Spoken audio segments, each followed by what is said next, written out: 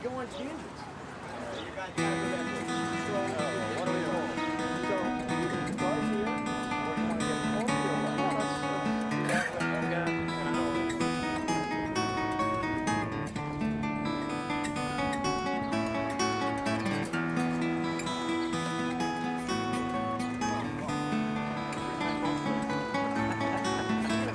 New York City is known for its many parks.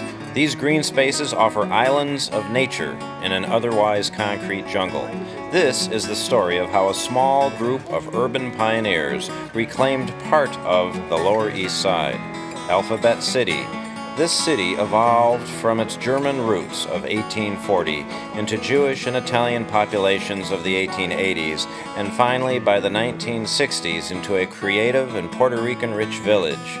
Ethnic diversity and intellectuals, poets, and musicians found home in this Hispanic African-American East Village, but hardship and neglect followed. This is what transpired in one small part of this town.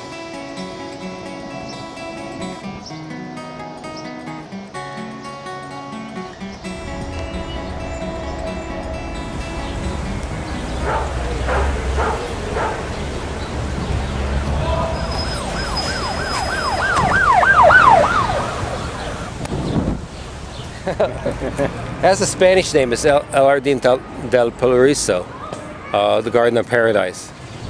It's a city park. Hey, Petra.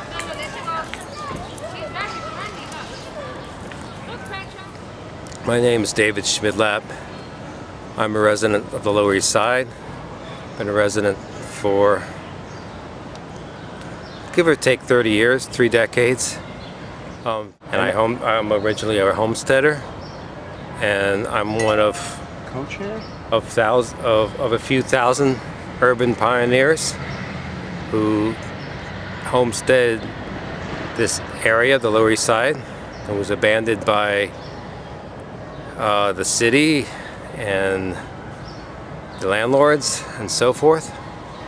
And it was an opportunity to, like it was said, we needed a place to live, and we created our own space. And green space was very important to be a part of this kind of environment of living.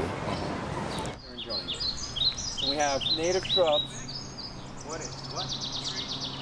When you think about it in the 70s and 80s, I mean, what was the urban environment? It was abandoned by corporations. It was abandoned by the government. It lacked vision.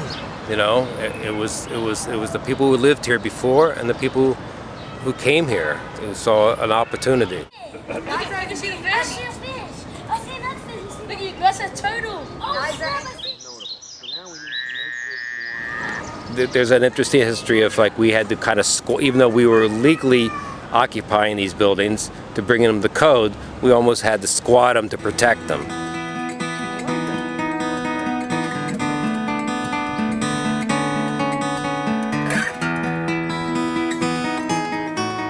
From Delancey Street all the way to 14th Street, which is about, I would say, almost 20 blocks between, especially in the Alphabet City, there were lots that were just vacant, and there were buildings that were just abandoned, and there were blocks upon blocks. There was, especially around here, you could see 2 or 3 blocks up.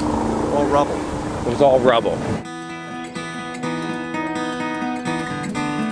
How do we identify this spot? Oh, I'm a homesteader, so in the early 80s, there was a program to occupy this area for individuals, low income, to move in and take a lease out from the city and bring certain buildings up to code. Of course, that was almost next to impossible because there wasn't any really money, and it was all this sweat that we had to put into it. So in the early 80s, I got involved. I didn't move over here, but I started working on a homestead. And this was the extra vacant land. A lot of the buildings were abandoned. They didn't, like our building didn't have a roof. It was burned out, but there was a shell. So there was buildings like that. Other buildings were torn down by the city. The buildings that were torn down by the city were these vacant lots. So you had these abandoned buildings and these vacant lots. So the abandoned buildings were occupied and brought up to code. Sometimes it took a whole decade during the 80s into the 90s to do this by urban pioneers. And the vacant lots, it just seemed natural that these should be green spaces. These were our backyards, these were our common areas between the buildings.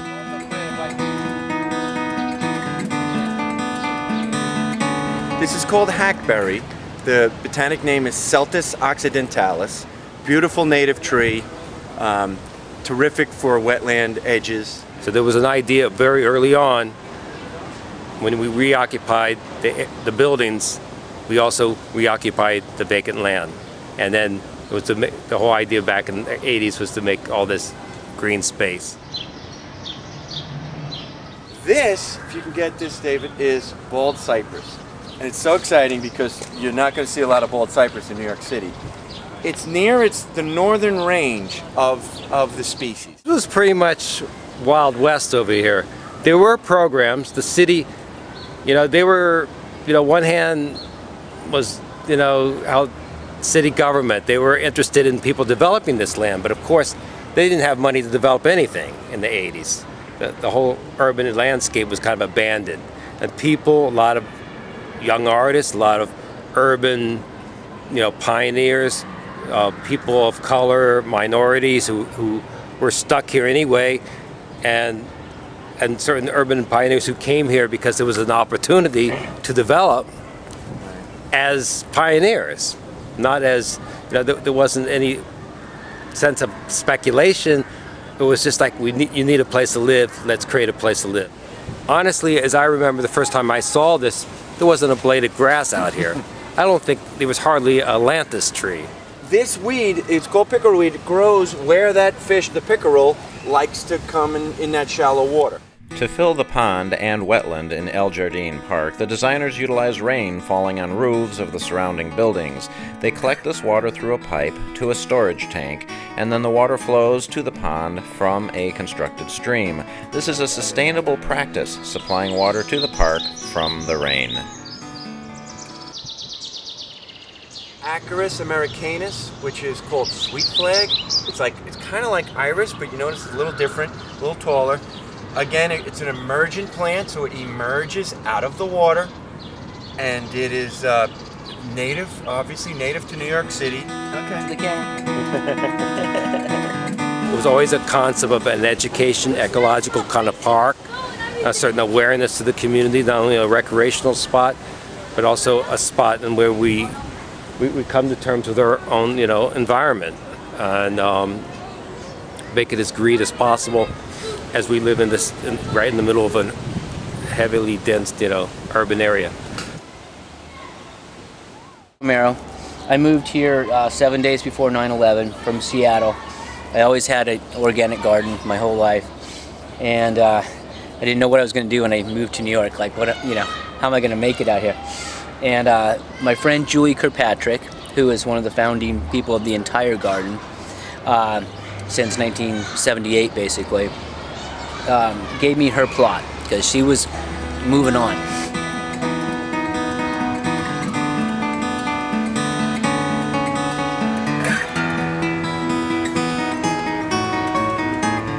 This was all flat, so when they flattened it, they destroyed the building.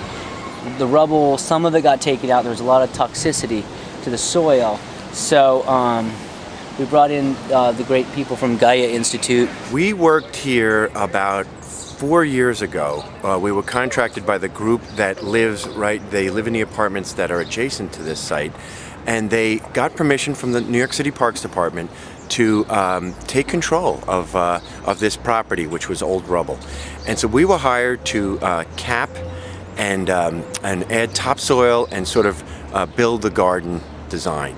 And so that was some years ago, and now we're working on some later phases of tuning it up. Basically, we took a rubble contaminated site, capped it, and chelated or tied up the lead compounds, and put sand and compost over that, so now they can grow vegetables in gardens. We brought in a landscape architect who then started working this area. So these are all berry bushes, raspberries, blackberries, chokeberries, juneberries. Probably a panicum, some kind of grass is coming up.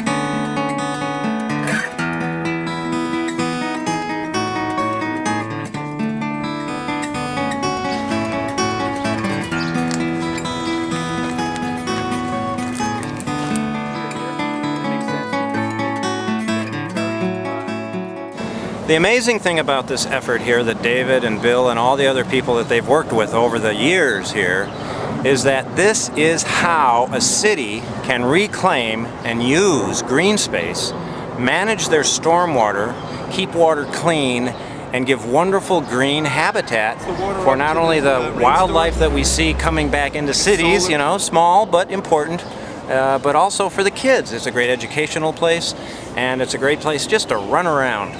And you want these places safe and clean and green. And that's what David and all of his visionaries have seen here. They started this thing 30 years ago. 30 years ago, before this was a popular thing to do in the city. And as he said, he just needed a place to live, and he needed a backyard. And so this kind of environment is really the model, the progenitor for all those green efforts that we now have books on and design plans and awards for. This is how the effective system of greening cities started, by individual efforts like David's and him bringing this team of people in that were interested in where they lived. They didn't do it as an investment, they didn't do it to become famous, they did it because it was the right thing to do, the healthy thing to do for where they lived.